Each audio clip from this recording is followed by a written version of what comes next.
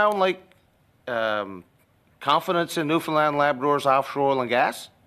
Join us as we tune in to Stephen Gilbo and Mr. Small from Newfoundland discussing the absence of energy contracts in Atlantic Canada. Welcome back to Canada-wide News. Your engagement is greatly appreciated. Don't forget to show your support by liking and subscribing for more content. It genuinely matters. Now let's do this. Your round of questioning. I'm sure you'll get another opportunity to continue that line of questioning. We'll now move to the next round of 5 minutes with Mr. Small. Mr. Small, go ahead. The floor is yours. Thank you, Mr. Chair. Mr. Gilbo, I'll ask you a similar question. I won't quote the question that I asked Mr. Tessier, but how important is stability and certainty of regulations in the worldwide energy in terms of investment? How important is it? Can you specify the question? It's a rather broad question. I can give you a very broad answer, but do you have anything more specific? You can give me a short, broad answer if you like, but how important is stability and certainty of regulations in the development and the investment in worldwide energy? I mean, as I was telling your colleague, MP earlier, Canada ranks third in the world for foreign direct investment. That means that investors from all around the world are looking at all the investment opportunities they have, and they chose Canada as the top 3 place to do that. So I think that speaks volume about what investors. I can't speak on their behalf. You know what? But money talks. In the Gulf of Mexico last year, nearly $400 million was committed to purchasing of offshore leases. And we had a record offering in Newfoundland and Labrador last year, and we had 0 purchases. One of the very few times in the history of our offshore oil and gas, in a year that we had record numbers of parcels offered up. Does that sound like confidence in Newfoundland and Labrador's offshore oil and gas? I can say it again. International investors are looking to Canada as one of the top places in the world to put their money. That's what we're seeing. And in terms of the oil and gas sector, you've seen probably the reports, as I have, from the International Energy Agency, or even our own independent energy regulator, that estimates that by the end of the decade, demand for oil and gas firstly will peak by around 2028. So I think investors are starting to wonder, where if they should continue invest.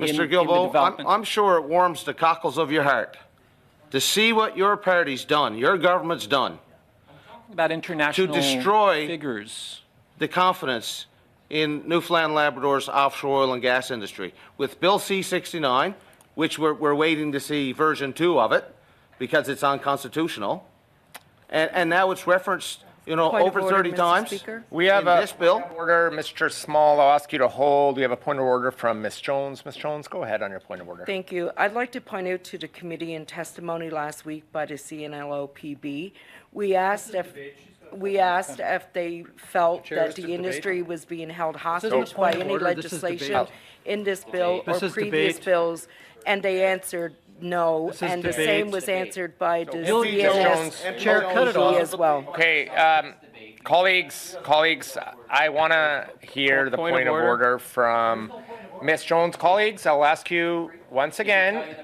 I will ask you not to turn on your mics. I will ask you to speak as acknowledged by the chair. I've addressed this before, that our interpreters can't interpret when we have multiple microphones on. It's very difficult. So, if Mr. Patzer, if you let me finish, and hearing the point of order, and then I can rule on the point of order.